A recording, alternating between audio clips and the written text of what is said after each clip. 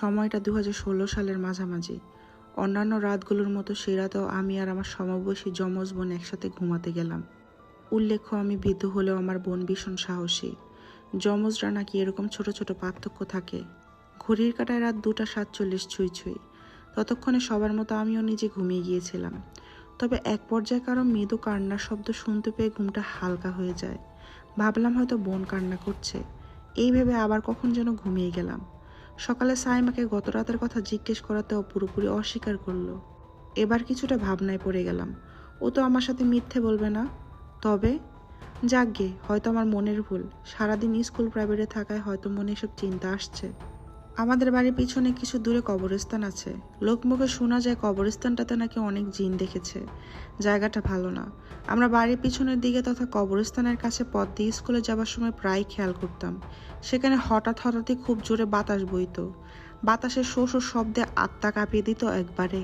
তবে কবরস্থানের পবিত্র জায়গা, এসব জায়গায় খারাপ কিছু নাকি থাকে না। অবশ্য এসব কিছু না থাকলেও সমবয়সীদের কাছে কবরস্থানের সম্পর্কে গালগপ্প শুনলে বিশ্বাস করে ফেলতাম। ভূতে ভীষণ ভয় পেতাম কিনা। যাই হোক, তারপরের দিনও একই ঘটনা ঘটল। আজকে স্পষ্ট শুনলাম কোনো মেয়ে কাঁদছে। কণ্ঠ শুনে মনে হলো বয়স 12 কিংবা 14 হবে। আমি ভাবলাম হয়তো কেউ বিপদে পড়েছে। এই ভেবে উঠে বসলাম। কান্নার আওয়াজ আমাদের রুমের ওপাশ থেকে আসছে, এটা শিওর হলাম। আরও স্পষ্টভাবে বিষয়টা দেখতে জানালা খুলতে যাব, তখনই আমার বোন বলল, আম্মু নিষেধ করেছেন কখনো বাইরে থেকে কোনো শব্দ আসলে দরজা জানালা যেন না খুলি। তাই আর জানালা খোলা হলো না। তবে শব্দটা পেতে থাকি আমি। অবশ্য রুমে কোরআন শরীফ থাকায় কিছুটা সাহসও হতো। পরদিন সকালে আব্বু আম্মুকে বিষয়টা বলার পর তারা হেসে উড়িয়ে দিলেন, যেন তারা মানতেই চাচ্ছে না আমার কথা। ওদিকে আমার বোনও এসবে বিশ্বাস করে না বলে উল্টো ব্যাপারটা নিয়ে হাসি ঠাট্টায় পড়ে গেল। বোন আমাকেও উল্টোপাল্টা খেপাতে থাকলো এসব ভয় পাবার জন্য। সেদিন রাত অবধি চললো এই মজা করা। সে রাতে কান্নার শব্দটা আরও তীব্র হলো। এক পর্যায়ে বোন বিরক্ত হয়ে আমাকে জিজ্ঞেস করে বসে, এত রাতে আমি কাঁদছি কেন, আমি কোনো কারণে ভয় পাচ্ছি কিনা। এদিকে কয়েকবার ডেকে সাড়া না পেয়েও সে ঘুমাতে চেষ্টা করে আবার। তখন চোখ বন্ধ করতে যেন আবার তীব্র হয় সেই কান্নার শব্দ। এবার বোন কিছুটা রেগে আমার দিকে ফিরতে কিছুটা চমকে গেল।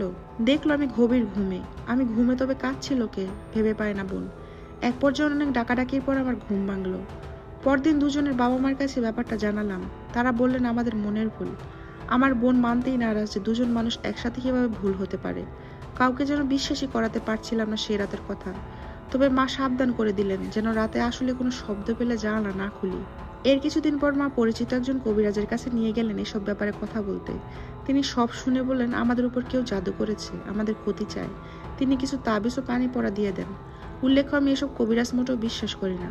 আশ্চর্যের বিষয় হলো ঠিক তারপর থেকে ধীরে ধীরে ব্যাপারটা স্বাভাবিক হয়ে যায়। এরপর কেটে গেছে অনেকটা বছর। আমরা বড় হয়ে যাই। একদিন ঘটনাচক্রে সে সময়ের কথা উঠলে আম্মু জানান বিয়ের আগে আম্মু নাকি এরকম কান্নার শব্দ শুনতে পেতেন আমার নানু বাড়িতে। শব্দটা কাঁদতে কাঁদতে কাছে থেকে বহু দূরে চলে যেত। তবে আমি আজই অদ্ভুত ঘটনাটার উত্তর খুঁজে বেড়াই। কি মানে ছিল সেই কান্নার শব্দের?